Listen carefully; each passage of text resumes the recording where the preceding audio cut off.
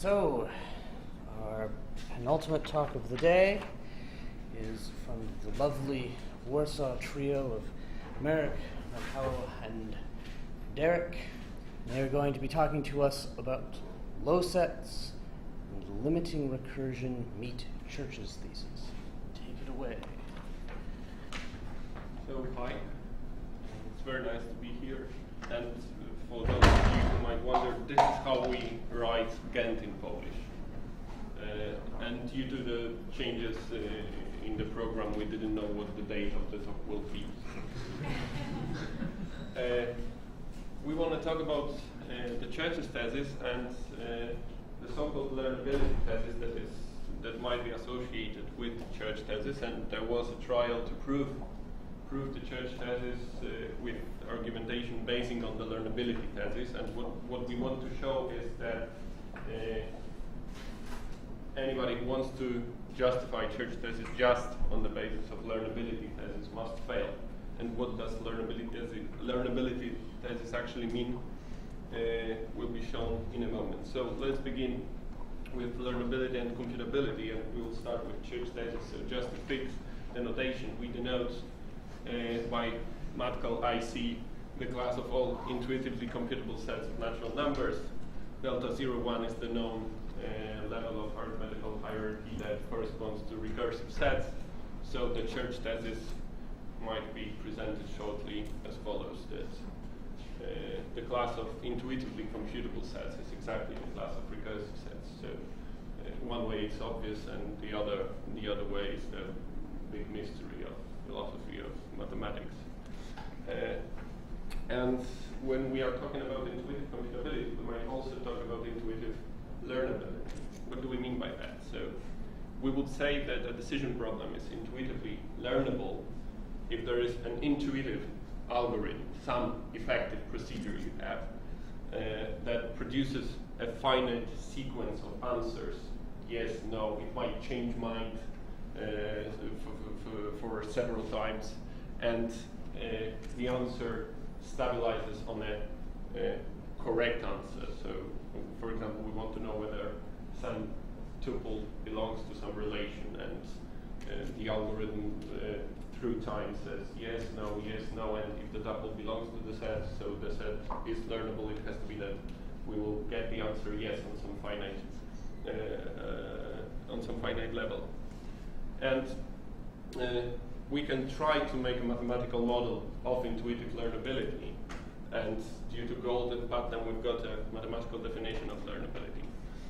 So when we have a set of natural numbers, we say that it is algorithmically learnable if there is some recursive function g such that for all elements of natural numbers, the limit of g of x with t going to infinity, being the index of time, is one only if and only if x is in A, and the limit of the function g is 0 if x doesn't belong to A. So simply, algorithmically learnable sets are limits of computable sets. So there will be some equivalent formulations of learning methods proceeding by some mind changes, like I said about the answer, that might be yes, no, yes, no, yes, no, and it has to stabilize on the correct answer, and it has to stabilize on every input. And other methods will be presented shortly. So just let's remember that these are limits of recursive sets. The trial we want to talk about to justify Church thesis based on learnability thesis goes through the finite model domains, and it was done by Marcin Mostowski, and he used the framework of potentially infinite arithmetical models in order to justify Church thesis. And first we need to see what actually potentially infinite domains are.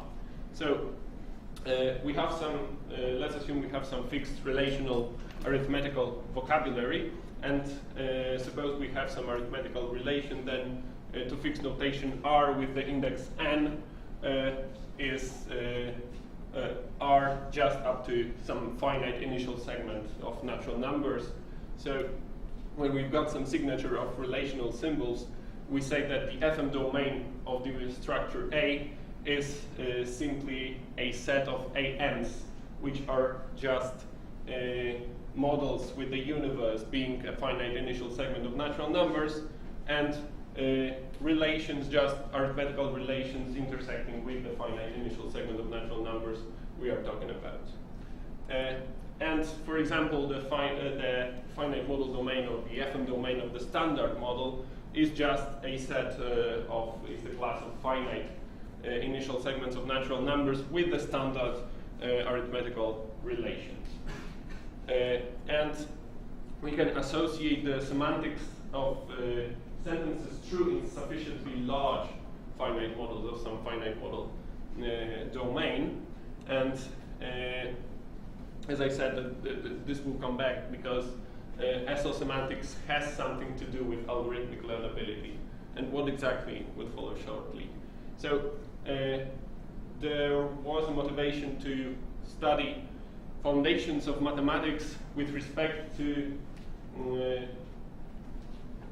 computable operations that are being performed by some learning machines like computers or human minds. And in order to formulate such computational foundations of mathematics, the notion of SL semantics was introduced. And what do we exactly mean by that? So when we have a formula with R variables and some tuple of natural numbers, we say that this phi is SL satisfied, or satisfied in sufficiently large models from some FM domain by some tuple of elements, if and only if there is an index of the model in the finite model domain such that for any bigger index, sentence phi is satisfied by the tuples A1 to AR in the model AK. So this is exactly this exactly means that the sentence phi or the formula phi is satisfied in sufficiently large models from the FM domain. So we check some first finite models from the FM domain, and if from some, with respect to cardinality, and if from some model in the FM domain the sentence is always true, then we say that it is SL true in the FM domain. And we can ask questions: what kind of relations can we actually represent in this framework? So FM representability will be just a model of what is meaningful in potentially infinite world. And we say that the arithmetical relation is represented in the FM domain, or FM represented by some formula, if and only if we've got equivalences for each tuple of natural numbers. The relation R holds on a tuple of natural numbers, if and only if the sentence phi is SL satisfied in the FM domain of this model, and it doesn't hold if and only if the negation of the sentence is SL satisfied in the FM domain. So we say that some relation is FM representable if there is formula such that it FM represents R in the finite model domain of A, and we simply say that some relation is FM representable even only if it's FM representable in the finite model domain of the standard model of natural numbers, of arithmetic, sorry. And coming back to learnability and what is equivalent, and I told you that finite model domains have something to do with learnability. So actually these methods of mind change procedures, there's quite a bunch of them, and they prima facie do not look so similar. So we've got the theorem that not all of it might be called the limit lemma. The limit lemma is just the equivalence of first two or three. So when we have some set of natural numbers, then the following conditions are equivalent. This set is recursive with recursively enumerable oracles. So we have recursively enumerable sets, and while performing the algorithm, we can ask some questions about elements of this recursively enumerable set. And if our set will be recursive while working with such an oracle, then it will be equivalent to the fact that its Turing degree is below 0 jump, which is the degree of the halving set. And this will be equivalent to the fact that R is algorithmically learnable. So it is a limit of some recursive set. And it is also equivalent to the fact that R is on the level of delta 0, 2 in the arithmetical hierarchy. Just to recall, delta 0, 2 will be just the intersection of sigma 0, 2 and phi 0, 2. And last but not least, it is also equivalent to the fact that R is FM representable, so it's intuitively meaningful in the world of potential infinity. And having this in mind, we want to verify what is the relation between intuitive learnability and algorithmic learnability. And learnability thesis, similar to church thesis, could be presented as follows. When we denote by IL the set of all intuitively learnable sets, and by delta 0, 2 the class of all algorithmically learnable sets, which is true by the limit lemma I presented before, so the learnability thesis presents as follows. The class of all intuitively learnable sets is exactly the delta 0, 2 class in arithmetical hierarchy. So another question rises, what's the relation between learnability thesis and church thesis? And this will be the main result of what we are presenting here. The first thing is that it's quite easy to notice that the church thesis entails the learnability thesis. So if we assume that everything that is computable is also recursive, we can have the result that everything that is algorithmically learnable is intuitively learnable and the other way around. So the proof. Let's assume the church thesis and first show that everything that is delta 0, 2 is also intuitively learnable. When we take a set that is on the level delta 0, 2 of arithmetical hierarchy, and let's take a function that is algorithmically learnable. So by the church thesis, G is intuitively a computable total function, and we devise an intuitively learnable infinite procedure for the set A. So we have some natural number, we set the time index to 0, and we have an infinite loop, like compute G of t and x, and output the result in case it is different from the result obtained previously, and then increment t. And this just shows that the set A is a limit of some intuitively computable set. And the other way around, let's take some intuitively learnable set, then we have, by the definition, some intuitive procedure that learns A. And we have an intuitive algorithm that takes as an input the index t and x, and it returns the last answer generated by the function g that is learning A. And then up to t steps of the computation of the intuitive one, using the church thesis, we can have that the function g actually is also recursive. So we take that function, and it is total and satisfies everything it has to satisfy. So by the limit lemma, it is simply in the class of delta 0, 2 sets. And now, when we know that we've got an implication in one direction, namely that if we assume church thesis, we can get learnability thesis, we would like to discuss the other direction.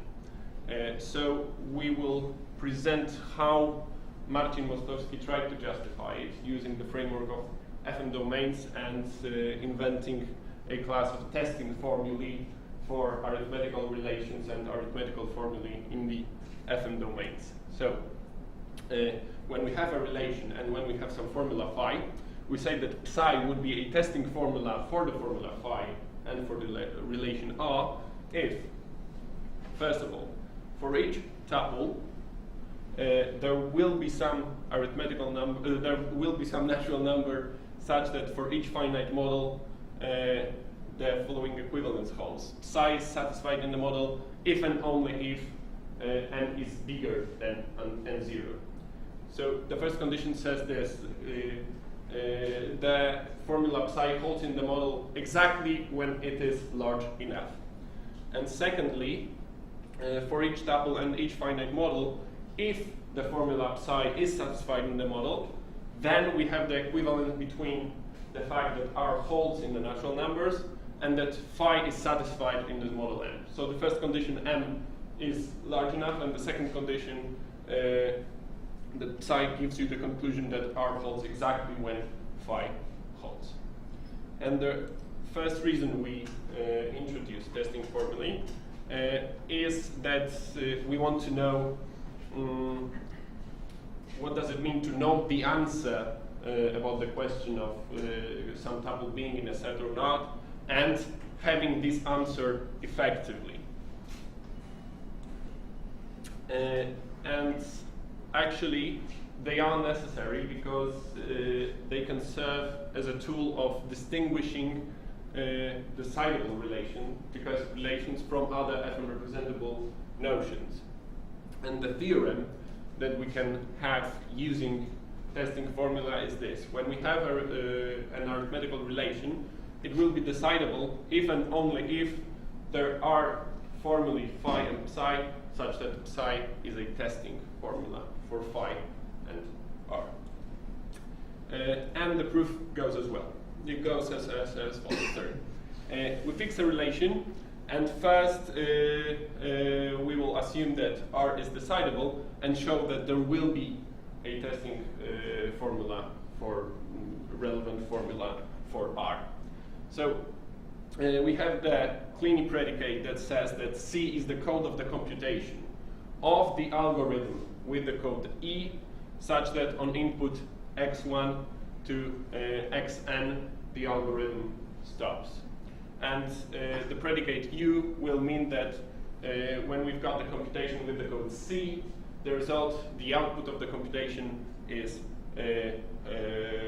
Y, and we just take a, excuse me? Yeah, accepting computation if Y is 1 and rejecting when Y is 0. That's not the other way around. It happens that, for example, you've got 0 being an acceptance condition in some textbooks and papers. We don't do that. So we assume that R is decidable by an algorithm with the code E, and we define psi to be there is a computation of this algorithm with code E such that the algorithm stops on an input x1 to xn, and let phi say that there is a computation of this algorithm such that it stops and it accepts.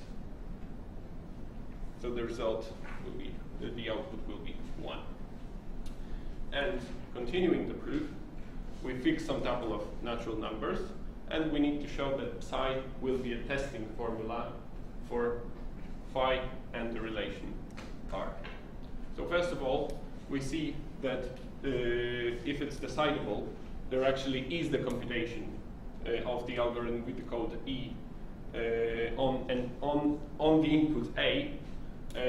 So for some natural number, it holds that it is the code of the computation of the algorithm with the code E. So for some m in natural numbers, nm, which is an element of the FM domain of the standard model, satisfies psi if and only if m is bigger than n0, because let's recall what did psi say. It just said that there is a computation. So if we've got the code of the computation in our finite model, we will have it forever. So we can just take this m, and we've got the first condition of being a testing formula satisfied here. And if A belongs to the relation R, then the output of the computation has to be 1, and the nth model in the finite model domain satisfies the formula phi of A. And when it doesn't hold that A belongs to R, then the output of the computation is 0, and nth element of the FM domain satisfies not phi.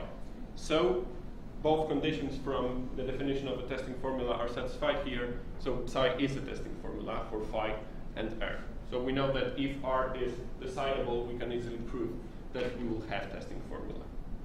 And the other way around, we have to devise an algorithm. So when we do have a testing formula for phi and for the relation R, then there will be an algorithm deciding R, so R will be decidable, and we will have the equivalence we want. So a tuple of natural numbers is an input, and we want the truth value of the relation R on the input A1 to A1 to be our output. Let's put I to be 0, and then we've got a loop. While ny doesn't satisfy psi of A1 to AN, just increment I and ny.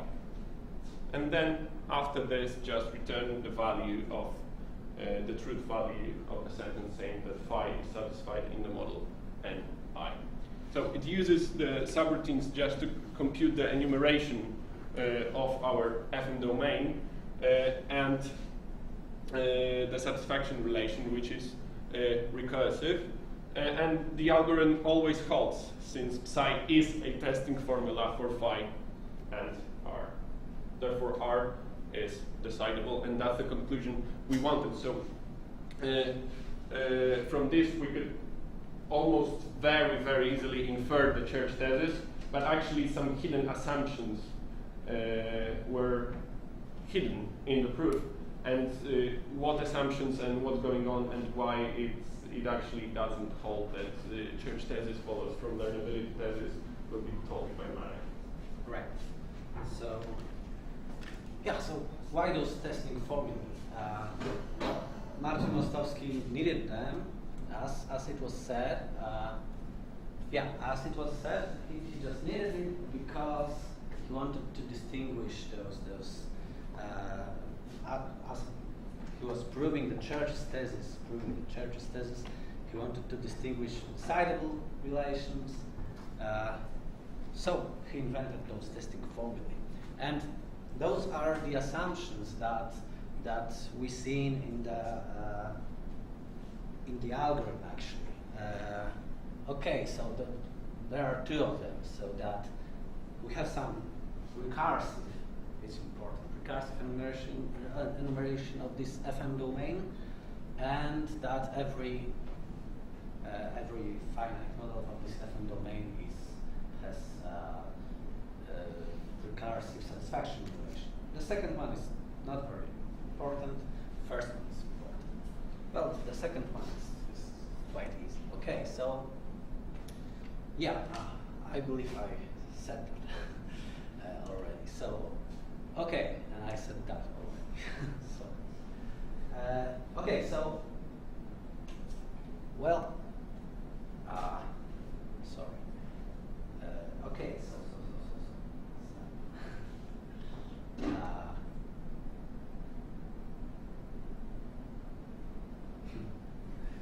Yeah, sorry. Okay, so we distinguish computable. Marcin did it, and our proof that the church thesis does not follow from learnability thesis was actually quite technical and had nothing to do with this Mostowski's concept. But then we found that hey, there's this Mostowski's paper, and it actually proves us wrong, or we are proving it wrong. So yeah, there had to be some hidden assumptions. So we need to find them. And yeah, and if you look at this FM domain that Marcin took, this FM domain of standard model of arithmetic,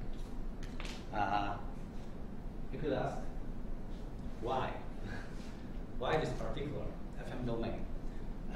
And the reason is quite simple, because it's good enough to have all delta 0 to relations FM representable, and yeah, and it contains only recursive, so very easy relations, right? Yeah, so it's good enough, as I said. Okay, so the big question of this talk, can we do it? And now we show why we can't. Okay. So let's extend the language, speak some symbol, one place predicate, and consider an expansion of a standard model. Okay, so we have exactly the same theorem as Godziszewski had, but for relations that are computable in A, relative to A, with A as an oracle. Okay, so it is not that actually this choice of this FM domain to be the standard FM domain. It is the domain of the FM domain of the standard model of arithmetic. Well, it changes something because now it is not recursive, just recursive functions or sets. Now it's something more. So can we do it actually? Okay. Yeah. Okay. As also Michał said, that the FM domain of the standard FM domain was to distinguish this intuitively computable sets. Right. So, but we know that there is some relativization. It works well in computability theory. So the arithmetical hierarchy can be relativized. So we have, for example, it will be the most interesting for us, this delta 2 relative to A, which is of course an intersection of sigma 2 and pi 2 relative to A both. So those are relations like that. Yeah, and predicates R and S are not just recursive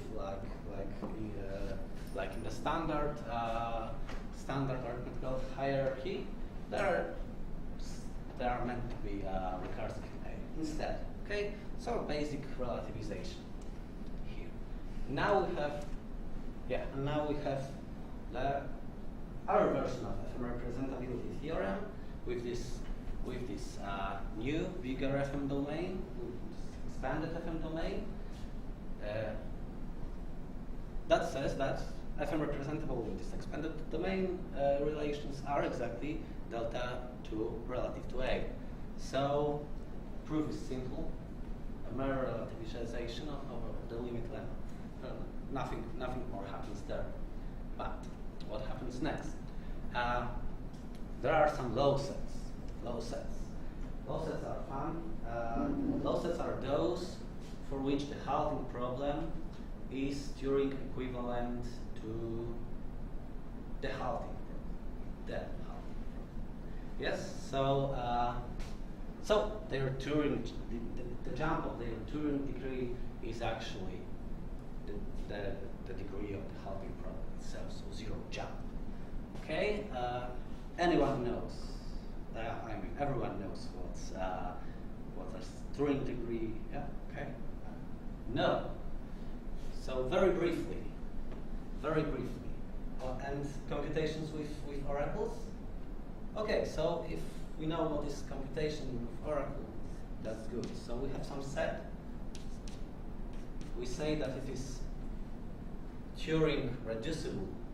Yes, A is Turing reducible to B if there is an algorithm which, with B as an oracle, can compute it. This one. Okay, so it is easy. If we know how to compute it, we can compute this one. Okay, so we would like we write this stuff if we have both inequalities, and this is an equivalence relation on subsets of natural numbers, and the abstract classes of this these relations are just derivative. Okay. Okay. So this degree is the class of equivalence of this relation. You still didn't explain the jump operator. The jump operator. Okay. Jump operator. But the halting problem is okay, right? So I will not write it. I will just say that the jump operator is the degree of the halting problem for the set. Okay. So the halting problem with A for machines with A as an order, right?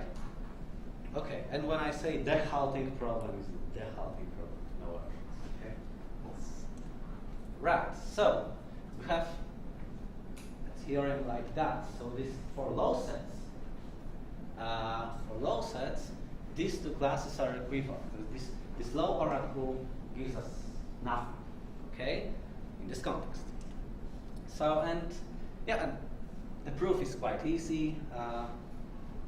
Since the quantification is actually taking a Turing jump, it can be thought like that. So, well, if P is delta 2 relative to A, then it is defined like that, yes, with this sigma 2 and pi 2 relative to A formulae.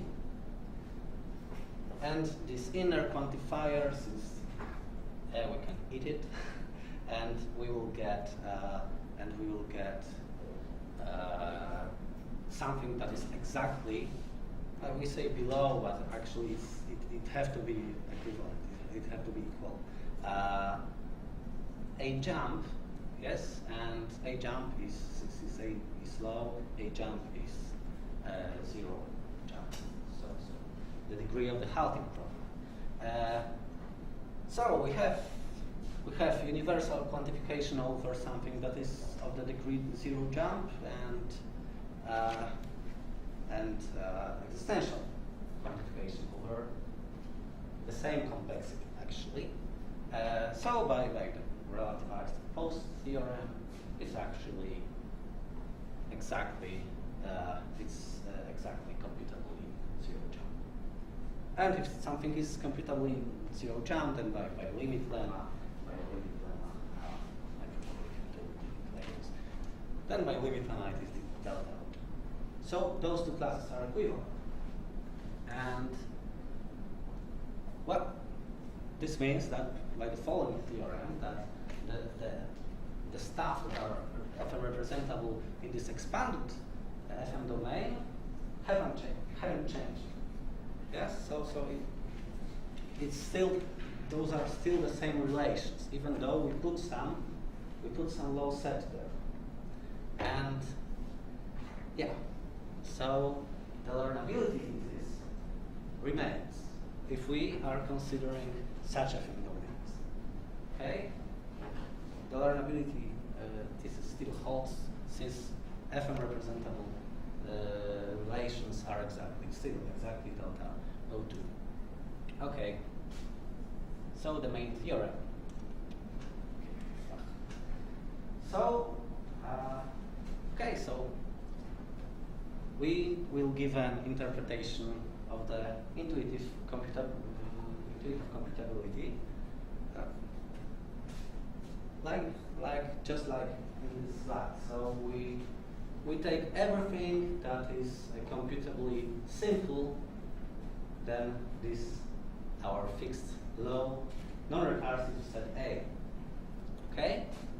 Well, since A is not recursive, then the church thesis fails in such a model, right? And on the other hand, this FM domain is we can FM represent in it the same stuff like as in this standard FM domain, and yeah, I haven't mentioned that before, but it's important. So, as we said, this FM domain was good enough, but for what, actually? it was good enough to if you actually assume church thesis, it is good enough. but now if we question church thesis, we would say that, well, actually, in this FM domain, we should be able to take any model that is not only recursive, but it should be intuitively computable, not only recursive. No matter what intuitively computable means here. So, if it is like that, so the intuitively computable functions are those which are relative, computable relative to A, then considering such an FM domain is okay because it is intuitively computable model. Okay?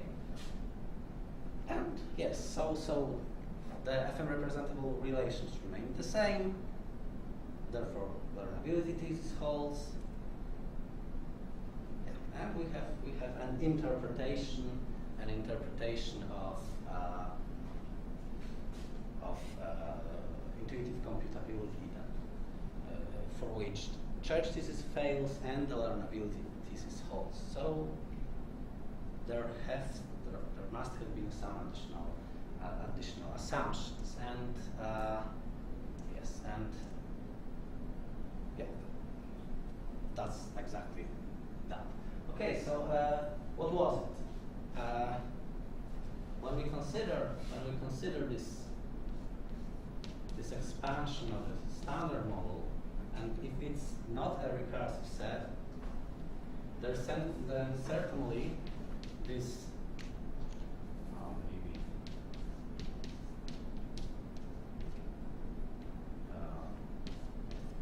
these models still have a recursive satisfaction relation because they are fine, okay, they're easy. But the function that, say, enumerates those models is actually exactly computable in A. So this little cheat that was there in Marcin Mostowski's proof was actually taking this as sufficient, right? Yeah, and I believe. So,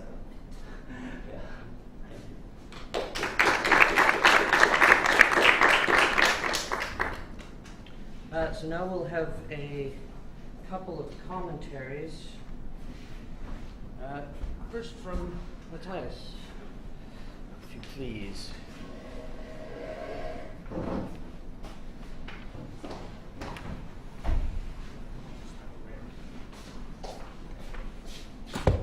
Do you want me to turn off this projector?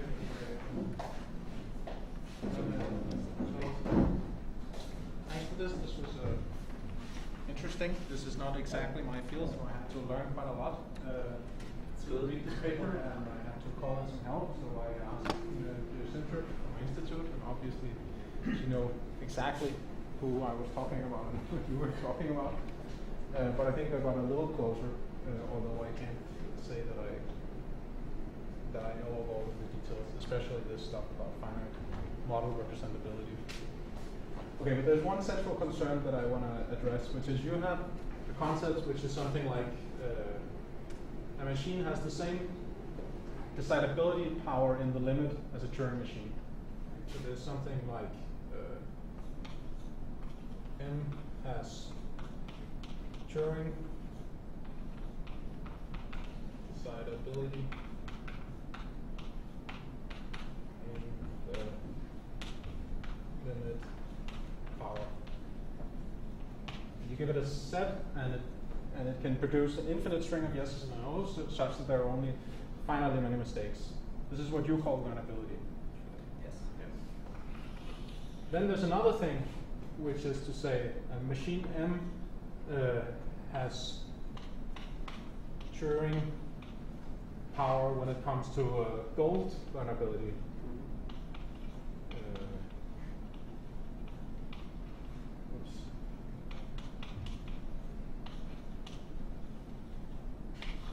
this means we're giving a set of sets of natural numbers, and it can get. So this might be, for instance, a countably infinite collection of sets, and then it can make a guess as to which set it's seeing data from, and only make finitely many mistakes. Okay, so this is obviously stronger than this, right? And then you're saying M has Turing power, computability power.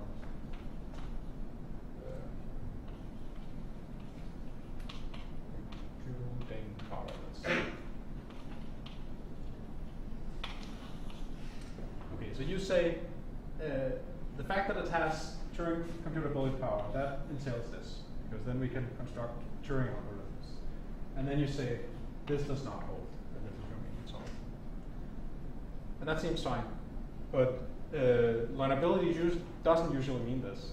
When you say learnability, you're referring to a weaker concept than what Gold is talking about. I don't know about Putnam. So what are the relations here? And aren't those really the interesting ones? Well, first of all, when you say, well, this Gold learnability, when you said that you have a class of the infinite sets of natural numbers, this was the class of languages when we identify language with a set of natural numbers and we learn them. So, and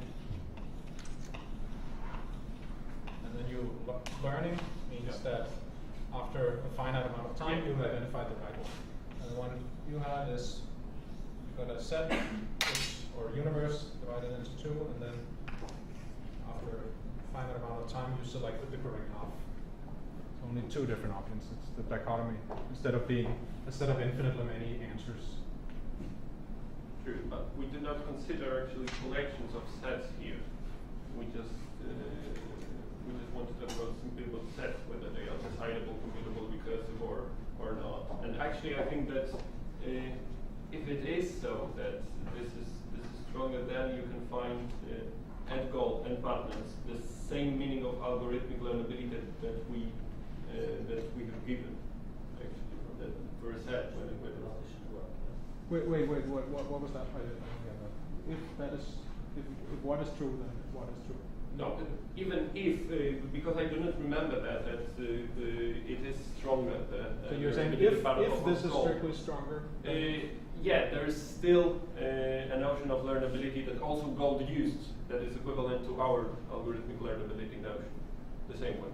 Okay, so we can also. So I think that's an interesting question, but I do not imagine a context in which, related to church thesis or something, where we would be interested in the sequences or classes of languages of natural numbers here, in order to find out whether it is. You kind of. I mean, in the paper you say things like science is a learning process, and like that's a stretch when this is your learning concept, right? That science is not a single yes/no question. That would be a very easy version of science. Science is hypothesis selection. So you do hint some places at having a rich notion, but then you actually talk about a somewhat more restricted notion. I think it depends on what phenomena in science you want to represent. I think you might also have some chances to use only the learnability of sets, not only of classes of sets or classes of languages. So I think it would depend on the context. Yeah. And we used to think about like the true statements of mathematics, like true standard models, also sort of such questions. Like those are certain sets. Yeah, I know that you can just get some hypothesis and test it like that. Okay.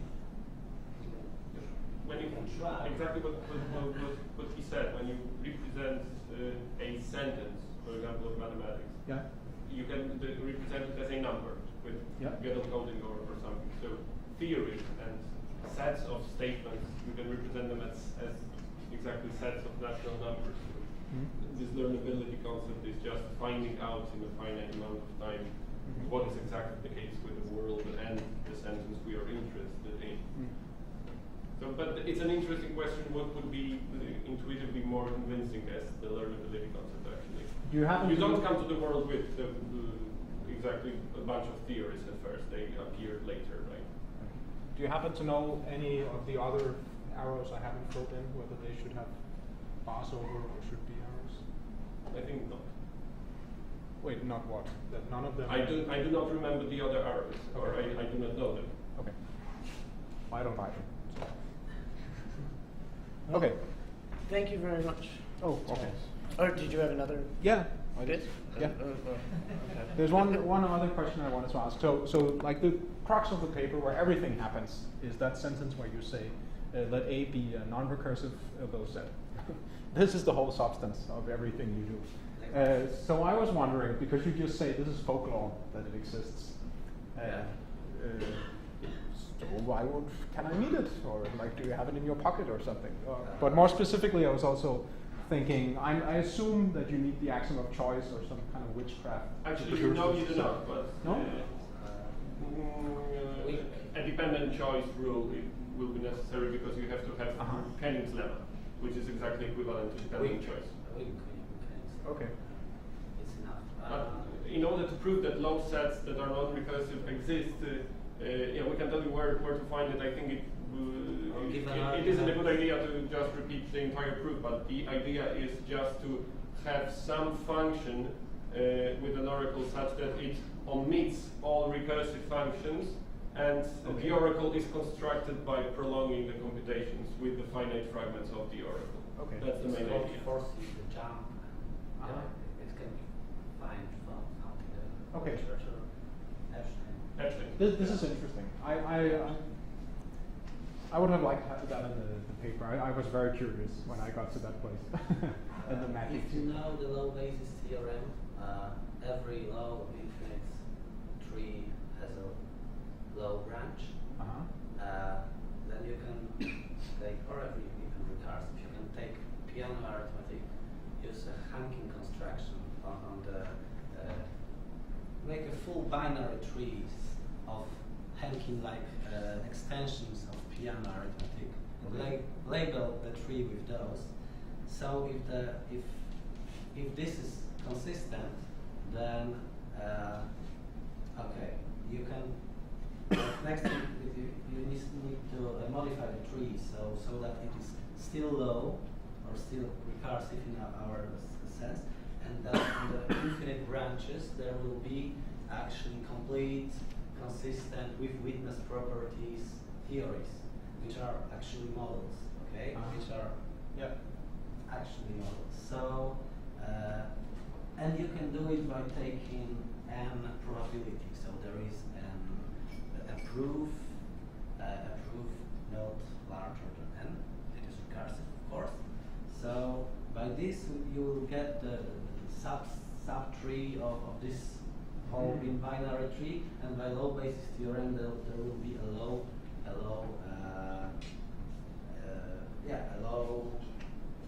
infinite branch here, which is a model, of piano arithmetic, and it can be recursive. Like satisfaction relation in this model can be recursive. Yes. And it is low. It's a hint that needs a lot of additional stuff, but it's something I can tell you. Yeah. Then I just had a few short comments. One was that in your definition 1, you say this must be wrong. Like you say a finite string. You mean an infinite string that only has a finite number of errors. Right? I think the way you wrote it out in natural languages is not what you mean. Okay, it can be treated in two ways. If nothing changes, you just don't need to produce anymore. So right, but if you know to stop, then you know the answer, right? And you don't know whether you're... You actually don't know to stop, but you are not producing anything. So the algorithm goes forever, but you are not producing. Right. Okay. So this is the way where you only print something when it changes. Exactly. Okay. Yeah. And just a final thing, please not the churches, just churches. It's a name. It doesn't have an article in English. Just a language thing. Actually, a reviewer wrote us that you can choose one of those. The Really? church thesis or church's thesis. So. Oh, maybe I'm wrong then. Or either you are wrong or he's wrong. Yeah. But he's anonymous, so. Thank you very much. He's a Yes? native speaker as well. Okay, he's a native speaker as well. And so next we have another commentary from Finelli. Yes. So, well, your paper was just about at the level of my knowledge, general background knowledge needed for reading it. I enjoyed it. And to the extent I could tell, it didn't contain any mathematical mistakes. But yeah, I got the same, initially got confused in the same way as the other commentator about your definition, outputs of finite string what. So you might wish to clarify your and really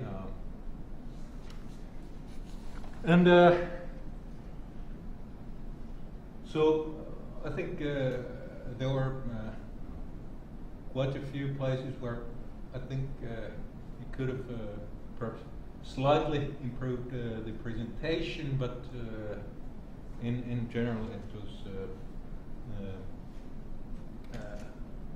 quite nice composition, pleasant to read, and yes, appears correct. So I would mostly like.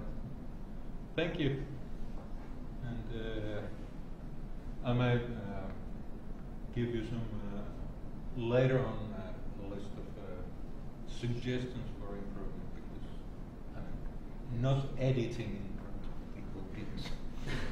Yeah, but so. Thank you.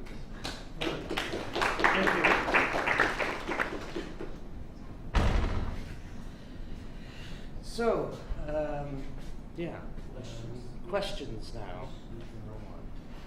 Do we have any for? No? Sorry. So questions. Oh, I Oh. wanted to say one thing. It is actually a question, which is, did you have a special reason to formulate this intuitive learnability and the more formal learnability, recursive learnability in well, remarkably different ways, or So did we have any motivation I mean, to do? you had this definition of intuitive learnability, which Yeah. okay, both of us found confusing. Mhm. And there was this other definition from however, which I found clear at once. But So, they define did you- algorithmic learnability. So it is easy that a mathematical definition would be clear.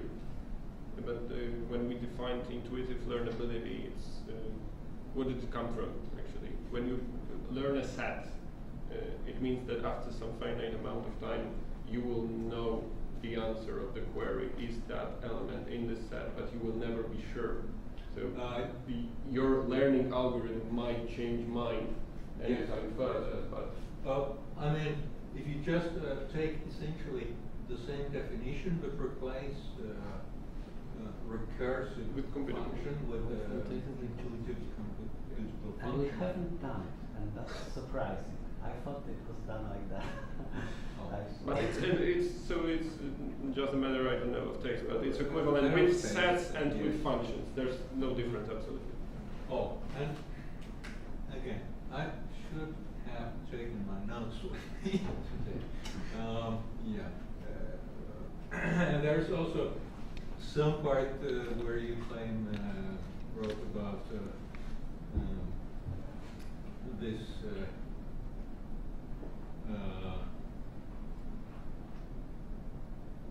notion of learnable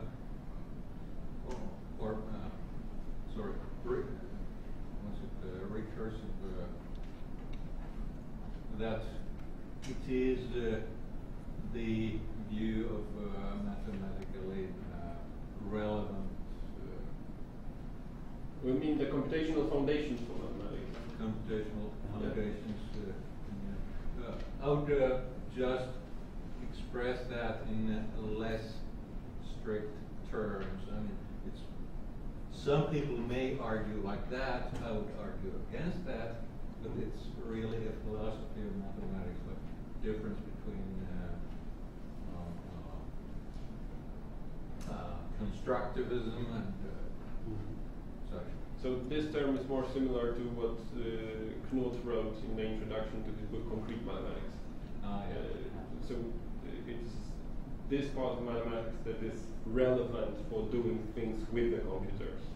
And it actually turns out also in Epstein's book on degrees that there is this nice section where he says why should we be particularly interested in those degrees which are below zero jump, and those are exactly FM representable ones. Mm-hmm. That's why we are doing That's this it, now, I didn't know because that. yes, so he said that those have this real finitistic flavor. They are constructive limits or constructive procedures.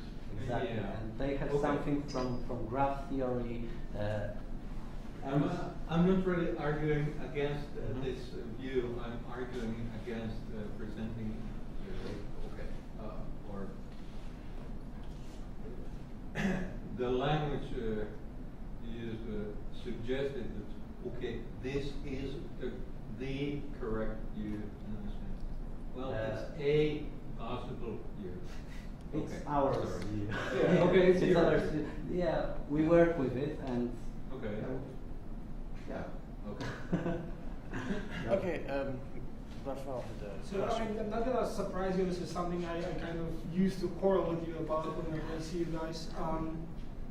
It's about the philosophical sort of motivations, sort of of the framework. So the idea is you look at those FM models and FM domains, and basically those are sets of all initial segments, all finite initial segments.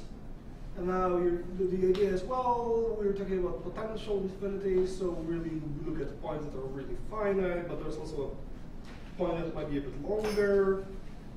And then when you talk about essence satisfaction, what you really do is you quantify over all such points.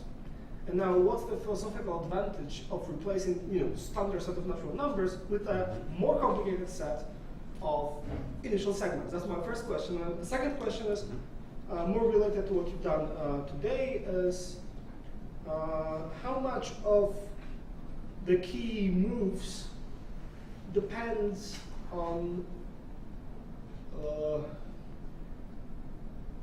the choice of the framework. So could you have developed similar arguments without even talking about FM domains and so on? Yeah, exactly.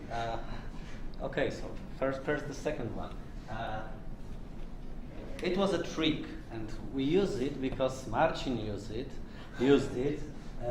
to distinguish those recursive relations. So if he used it and it was okay, then we thought that okay, why not use the same trick, exactly the same trick? So testing formula.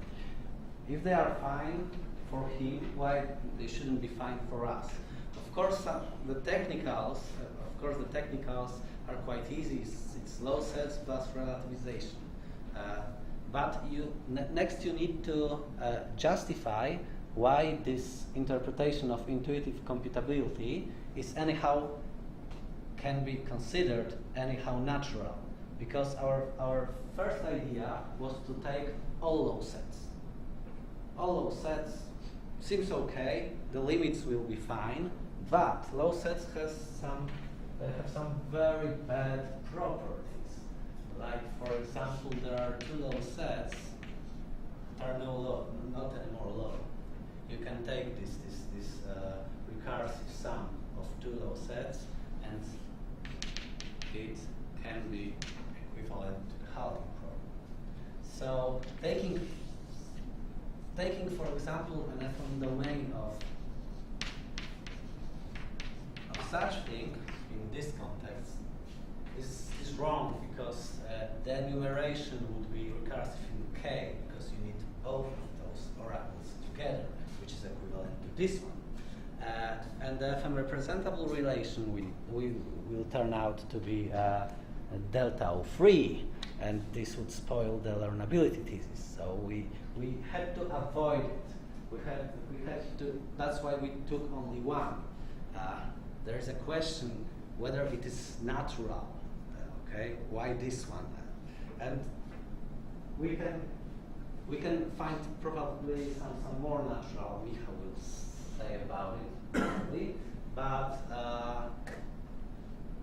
well, one was enough. Like, for instance, for this, to have, we should require that intuitively computable stuff has this property. Otherwise, it would be very weird. Okay, so. And the first question. Okay. That you always have the answer to. The first question was about I'm stacked overflowed, you know. Given the motivation of, so phonetistic, what's the advantage of quantifying over all initial segments as opposed to quantifying over all natural numbers? You still have to have a big domain of initial segments, which is infinite. Yeah, but it's recursive. It is not actually infinite. You know, if you want to distinguish between potentially infinite things and actually infinite things, it is not very surprising that you must cut out of those all infinite things the potentially infinite things. So you have to define them probably in some more complicated manner. Take them out. You need to define. But on the other hand, the FM domain, the standard FM domain, which we're mostly working with, is potentially infinite, because omega is potentially infinite, and we have this recursive enumeration of finite models. Every finite model is recursive. Those stuff are actually finite. You take the code of the Turing machine that is computing it. I mean, if you're a finitist, shouldn't, as a true believer, shouldn't you deny the existence of infinite sets? So if you have No. First of all, no. We are not talking at all about ontology. Actually, it's about more about epistemology. But yeah, that's why we are talking about it. That's why we are more concerned of these FM representable notions, because it is more important for us what we can describe in a world without actual infinity, what can be meaningful in such a world. Okay. What we're trying to say is that we somehow can have cognitive access to potentially infinite objects, whereas no chance for such an access to actually infinite objects. And this is actually exactly what Stephen Simpson already in the 70s or in the 80s called finitism. So that's why we're using it, but if you don't like the term and you associate it with denying the existence of infinite sets at all, we might drop the term. Okay. So, with that, and since this is clearly a perennial debate between you guys, I suggest we wrap it up with giving you the last word on that. So let's thank the speakers and the commentators. All right. So, in the interests of sanity, but also in time, why don't we take 5 minutes, and then we're going to start in with Yasin Sarkar.